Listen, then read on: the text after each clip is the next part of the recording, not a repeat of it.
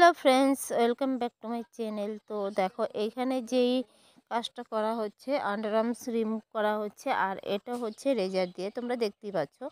তো হ্যাঁ, এই রেজার দিয়ে রিমুভ করাটা তোমরা দেখো খুব ভালো করে।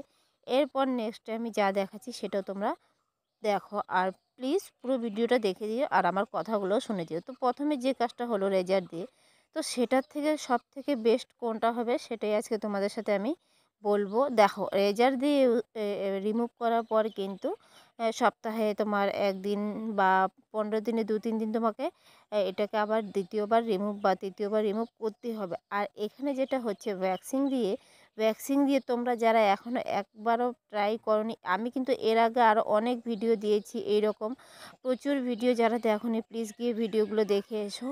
এইরকম অনেক অনেক টিপস ভিডিওগুলো তো দেওয়া আছে। আর তোমরা যারা এখনও পর্যন্ত ওয়াক্সিং করোনি তারা প্লিজ একবার ওয়াক্সিং করে দেখো, তাতে কিন্তু খুব ভালো ফল পাওয়া যায়।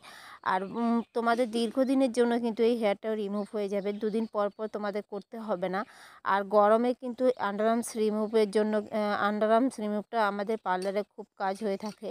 তো সেটারই কিছুটা ক্লিপ তোমাদের সাথে শেয়ার করলাম। তোমরা যারা এখনও করনি বলবো আমি, তোমরা প্লিজ গিয়ে আন্ডার আর্ম ভ্যাকসিনটা করে নাও, অথবা বাড়িতে এনেও করে নিতে পারো। দেখো কত সুন্দরভাবে একবারেই কিন্তু হেয়ারগুলো রিমুভ হয়ে যাচ্ছে। তো এইভাবে যদি তোমরা করো, তোমাদের আন্ডার আর্মসে কোনো ইচিং ভাব বা চুলকুনি কোনো কিচ্ছু হবে না। এটাতেও কিন্তু তোমরা খুব ভালো ফল পাচ্ছ।